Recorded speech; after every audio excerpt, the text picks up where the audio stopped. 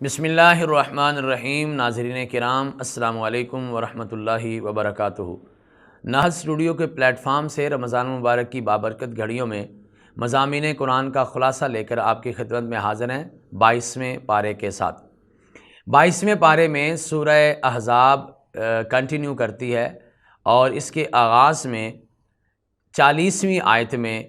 مالک کائنات نے ایک بہت بڑی حقانیت کا اعلان کیا اور ایک بہت بڑے مسلمانوں کے عقیدے کی نشاندہی کی، اور وہ یہ ہے کہ ما کان محمد ابا احد من رجالکم ولکن رسول اللہ وخاتم النبیین۔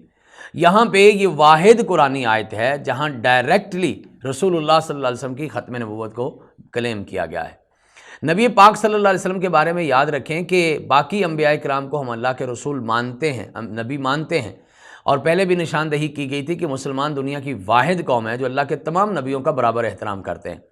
لیکن ہمارے نبی صلی اللہ علیہ وسلم کے بارے میں عقیدے کا ایک اگلا حصہ بھی ہے، اور وہ یہ ہے کہ آپ کو آخری نبی تسلیم کیا جائے گا،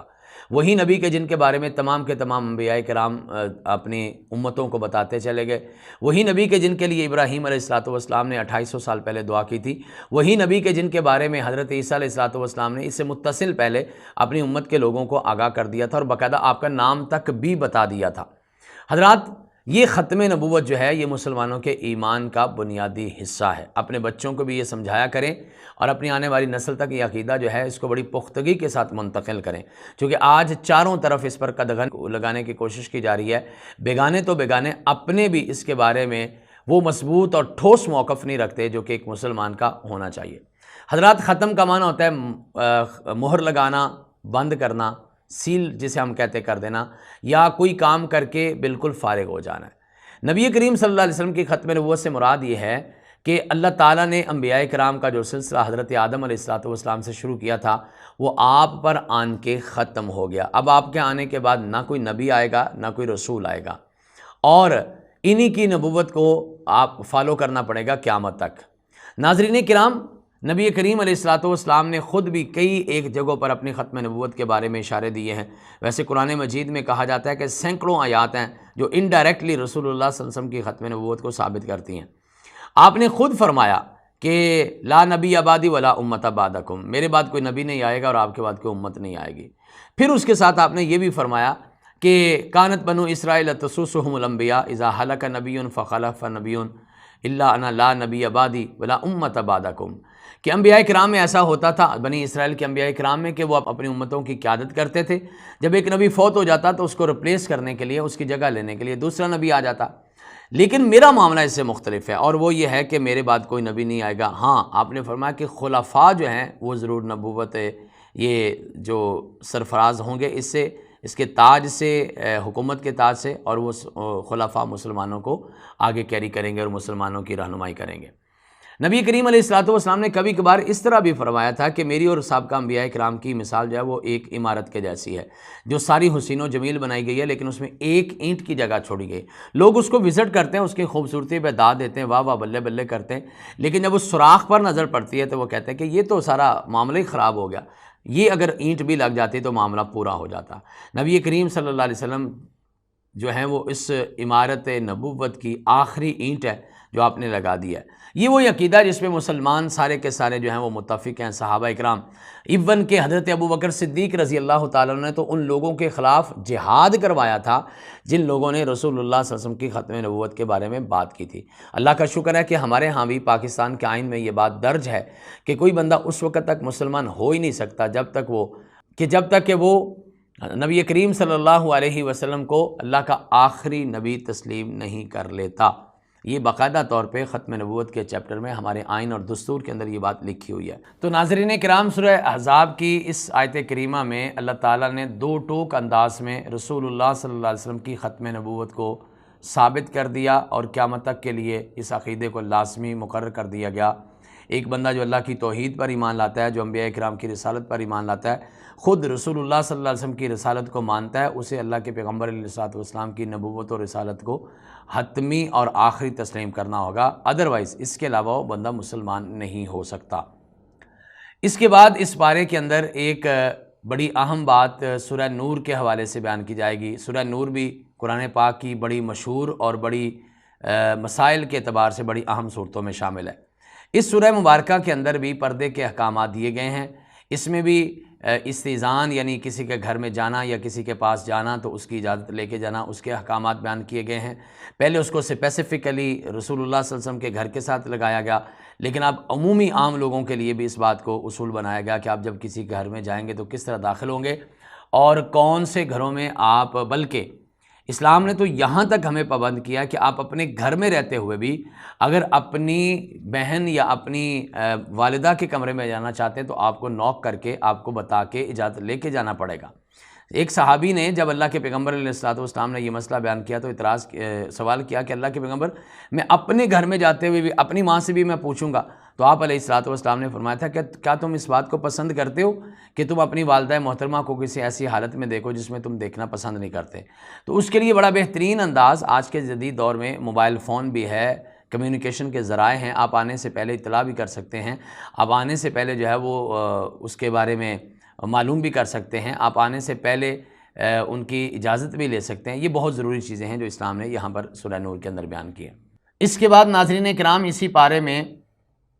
سورہ سبا موجود ہے۔ سورہ سبا میں بھی باقی صورتوں کی طرح اللہ تعالیٰ کی توحید کے دلائل دے دیے گئے ہیں، اور اس میں ایک بڑی اہم بات یہ بتائی گئی ہے کہ جو لوگ اللہ کے ساتھ اپنا تعلق قائم کرتے ہیں بالآخر وہی کامیاب ہوتے ہیں۔ اس ضمن میں سیدنا داؤد اور سیدنا سلمان علیہم السلام کی مثال دی گئی ہے، جن کو اللہ تعالیٰ کے قرب کی وجہ سے اللہ تعالیٰ نے دنیا میں بیش بہا عطا کیا اور کامیابیوں سے سرفراز بھی کیا۔ جبکہ اس کے مقابلے میں ایک بستی کا ذکر کیا گیا جو کہ یہی جو قومیں ہیں ان کی بستی تھی، اور وہاں پر بہت خوشحالی تھی۔ سبا نامی اس علاقے میں بہت زیادہ ریل پیل تھی اور ہر قسم کی سہولیات موجود تھیں، اور اس زمانے میں، جس زمانے میں مشینری نے یا ہمارے ہاں جو میکینیکلٹی ہے اس نے بہت زیادہ ترقی نہیں کی تھی، اس وقت بھی انہوں نے بڑے بڑے بند بنائے ہوئے تھے، بارش کے پانیوں کو سیو کیا ہوا تھا جس سے وہ اپنی فصلوں کو اریگیٹ کرتے تھے، ان کی آبپاشی کرتے تھے، اور پھر اس کے ساتھ ہی وہ آگے بڑھتے تھے اور وہ اپنا روزگار بھی کما لیتے تھے، اچھے طریقے سے خوشحال زندگی گزار رہے تھے۔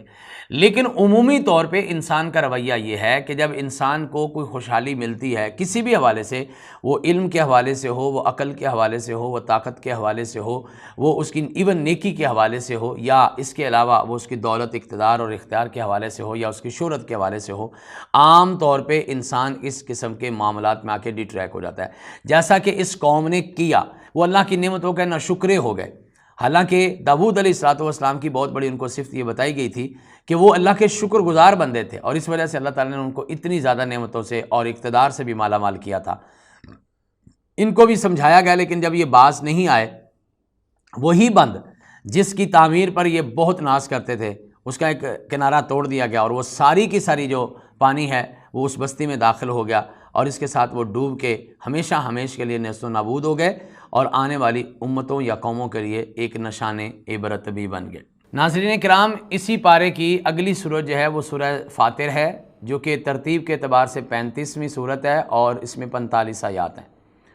اس سورہ مبارکہ میں بھی اللہ تعالیٰ کی تعریف سے آغاز کیا گیا، اللہ تعالیٰ کے فرشتوں کا تعارف کروایا گیا، اور اس بات کی طرف نشاندہی کی گئی کہ جو لوگ اللہ کے معاملات کا مذاق اڑاتے ہیں یا اللہ تعالیٰ کے ساتھ بغاوت کا راستہ اختیار کرتے ہیں، بالآخر انہیں ناکامی اور نامرادی کا سامنا کرنا پڑتا ہے۔ بے شک وہ اپنی طاقت میں، بے شک وہ اپنے اقتدار میں، بے شک وہ اپنے ظاہری ڈیل ڈول میں کتنے ہی زیادہ طاقتور کیوں نہ ہوں،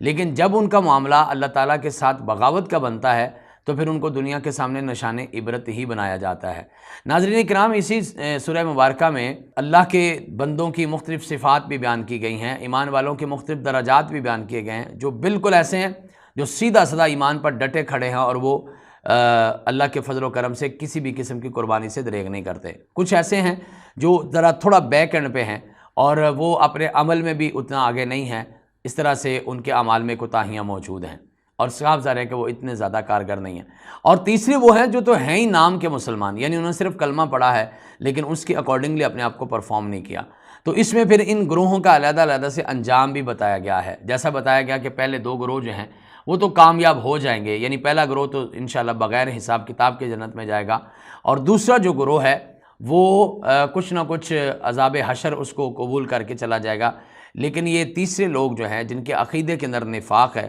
ان کا بچ جانا جو ہے وہ کافی ناقابل فہم بھی ہے اور انصاف کے بھی خلاف ہے۔ اب آگے چل کے ایک آیت کریمہ میں کہا گیا انما یخشی اللہ من عبادہ العلماء، کہ اللہ سے حقیقی طور پر جو لوگ ڈرتے ہیں وہ اللہ کے نیک بندے علماء ہیں۔ ناظرین کرام، جتنا بھی آپ کسی چیز کو اپنی آنکھ سے دیکھتے ہیں اتنا ہی زیادہ آپ کو اس کے اوپر یقین ہوتا ہے،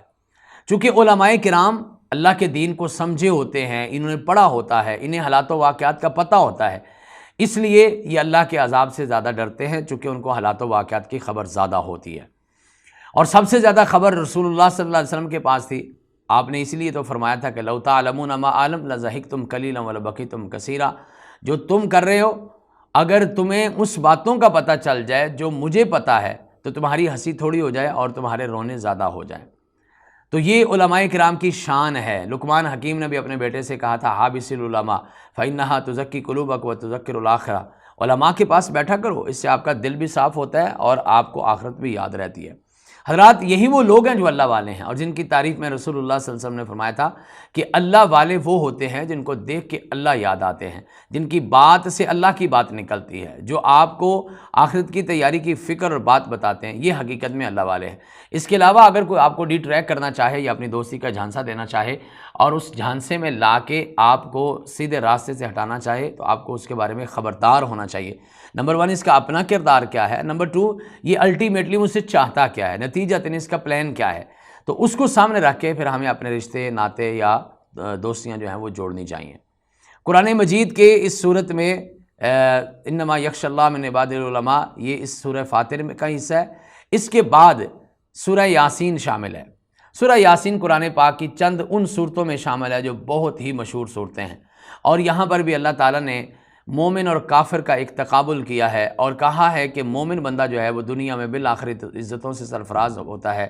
اور کافر جو ہے وہ بالآخر دنیا میں ذلیل و خوار ہوتا ہے۔ اسپیشلی اس ایک نیک بندے کی مثال دی گئی جو کسی بستی میں آباد تھے اور وہاں کے نبی کے بارے میں ان کا عقیدہ یہ تھا کہ یہ اللہ کے سچے رسول ہیں تو ہمیں ان پر ایمان لانا چاہیے، لیکن ان کی امت نے، ان کی قوم نے اسی پاداش میں ان کو شہید کر دیا، وہ دنیا سے رخصت ہو گئے، اور اس کے جانے کے بعد بھی وہ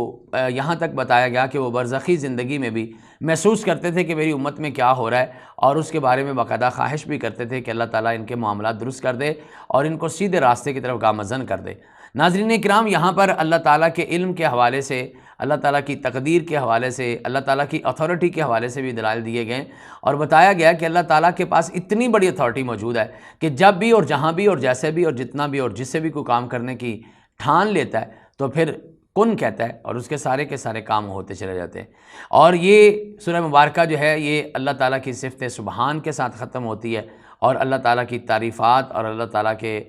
جو کریکٹرسٹکس ہیں اس کے بارے میں یہ کھل کے بات کرتی ہے۔ اللہ تعالیٰ ہمیں توحید کو، توحید کے متعلقات کو، سیرت کو اور سیرت کے متعلقات کو، اسی طرح سے قیامت، کتابیں، آخرت، جو کچھ بھی ہے ان متفرقات اور متعلقات کو سمجھنے اور ان پر عمل کی توفیق عطا فرمائے۔